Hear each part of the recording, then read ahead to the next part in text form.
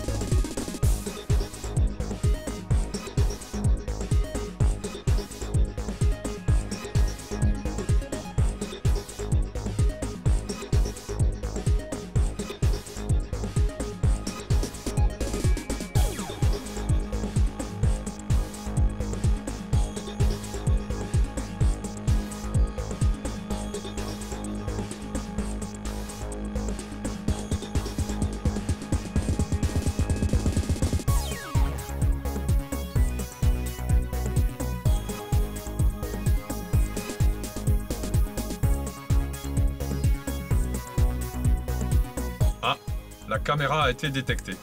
Toujours cette curiosité. Et toujours le même mode de communication.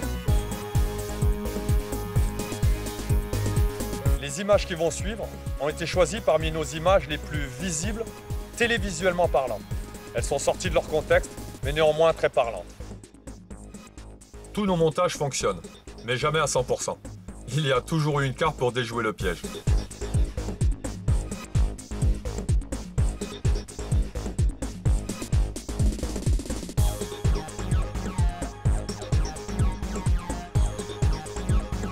Mais le plus souvent, elles viendront caresser notre tapis de réception.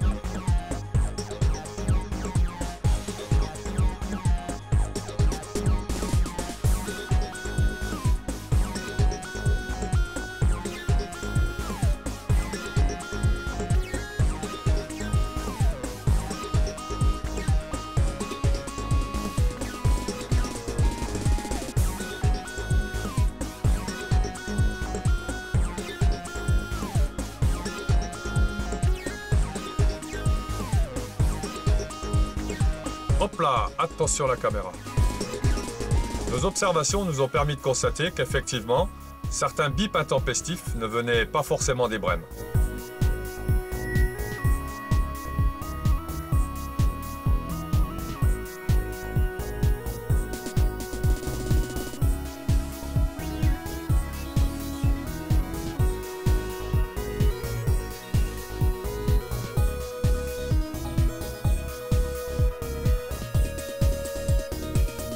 Il est vrai aussi que certaines fois, il ne faut pas grand-chose pour déclencher une touche.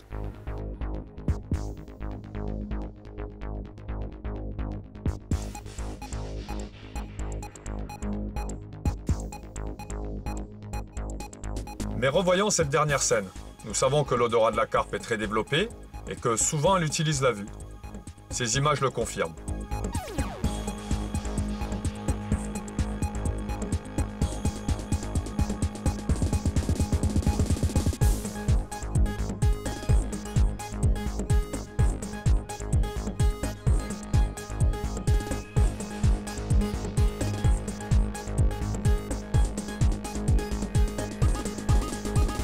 Ce qui est le plus surprenant, ce sont les réactions de certaines carpes face à nos appâts piégés.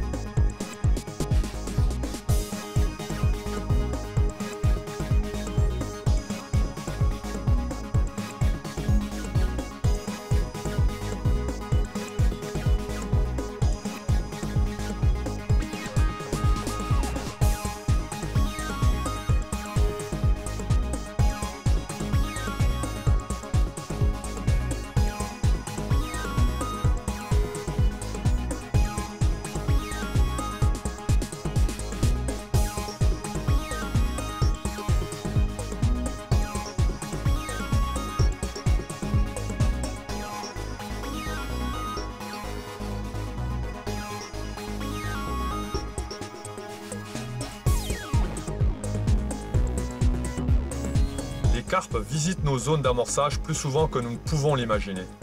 En l'absence de touche et sans voir, nous aurions interprété que les carpes n'étaient pas présentes ou qu'elles étaient peu enclins à se nourrir. Plutôt que d'interpréter, la caméra nous donne la vérité. Nous pouvons maintenant tenter d'améliorer nos montages, nos amorçages, nos appâts et leur présentation. Et j'aime à croire que nous pouvons encore gagner en efficacité. Nous aurons certainement l'occasion de développer encore plus certains sujets. Nous parlerons des indésirables, de l'écrevisse notamment. Sous son air paisible, certaines sont très hargneuses.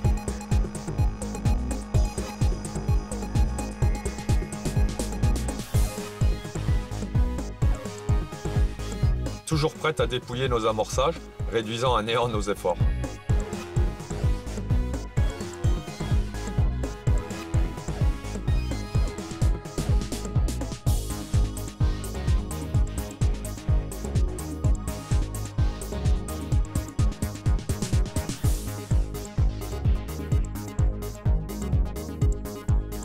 Ce pêcheur attrapera certainement une carpe sans savoir que j'y ai joué un rôle. Je vous parlerai de l'ingéniosité de mon ami Christophe, qui a conçu et développé le premier caisson haute définition, permettant un retour vidéo sur la berge et un contrôle total de ma caméra GoPro. D'une de ses autres réalisations, ma tourelle porte-caméra, dirigeable en filaire mais également en sans fil, un prototype unique. La caméra est un formidable outil qui facilite nos recherches, mais elle participe également à notre divertissement, aujourd'hui au vôtre.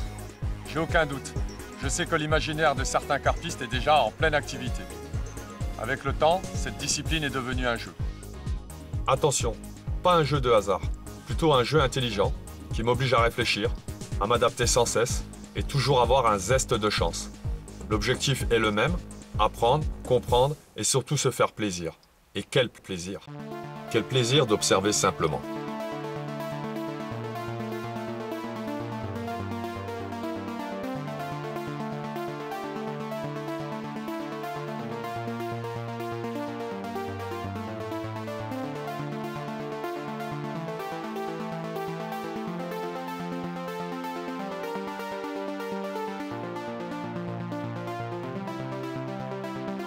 Quel plaisir de faire des rencontres inattendues, où de part et d'autre la confiance est totale.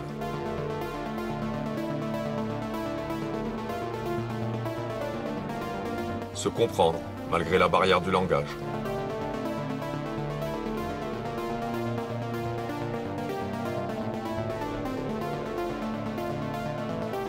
Quelle surprise de capter des images inattendues.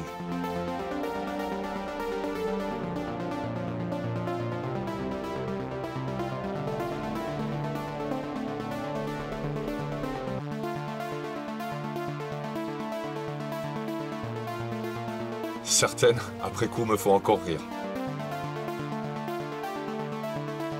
Un vrai plaisir d'être à mon tour un réel sujet de curiosité.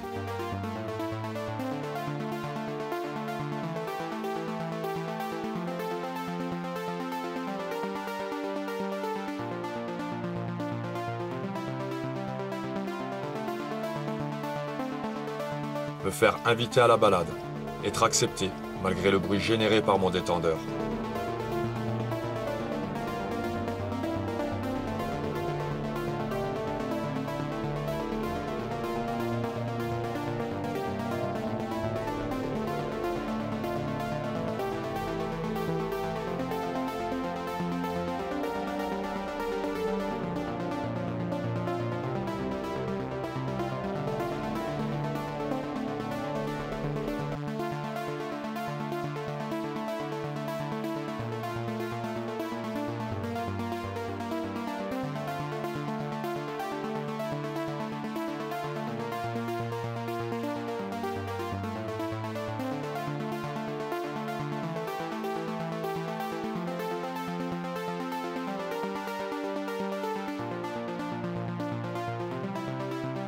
Mes séances sont parfois longues, mais ma tête est remplie de bons souvenirs.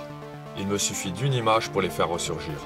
Une occasion unique où j'ai pu observer une tenue d'hiver, non pas des dizaines, mais des centaines de carpes.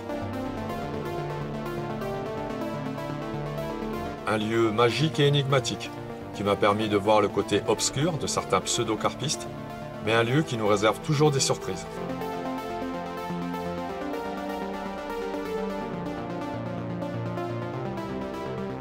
Un simple maïs me rappellera des tests simples qui me permettent de vérifier des comportements déjà observés. Mais pour cette fois, juste un passage original. Cette carpe vient s'accorder un long moment de repos, boudant carrément mon amorçage.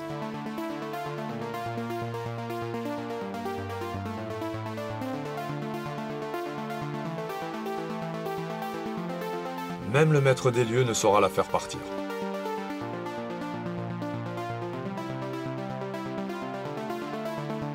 Les images et les souvenirs sont nombreux et nous aurons certainement l'occasion de vous les montrer.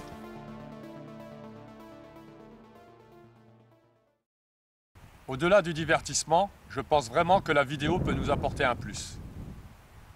Mais nous devons rester réalistes. La caméra a ses limites. Cette vidéo en a fait le tour.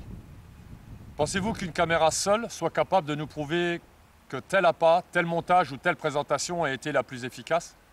Soyons sérieux. Pour répondre à ce type de questions, il faut 2 caméras sur la même zone d'alimentation. Il faut reproduire plusieurs fois la même mise en situation et après dans des eaux différentes, idéalement à différentes saisons. Tout ne se joue pas en 1 ou 2 séances ou sur un même type de carpe. Nous devrions nous méfier des conclusions trop hâtives. Trop souvent, nous faisons appel à notre interprétation, voire notre imagination. La carpe ne se nourrit pas toujours de la même façon. Elle est très changeante et il y en aura toujours une qui nous fera dire tout et son contraire. Mais nous reparlerons de tout ça. En attendant, que tout le monde se rassure, la carpe a la mémoire courte, pas besoin de tout savoir. Nous pouvons donc pêcher comme nous en avions l'habitude. Si ça marche, ça marchera toujours.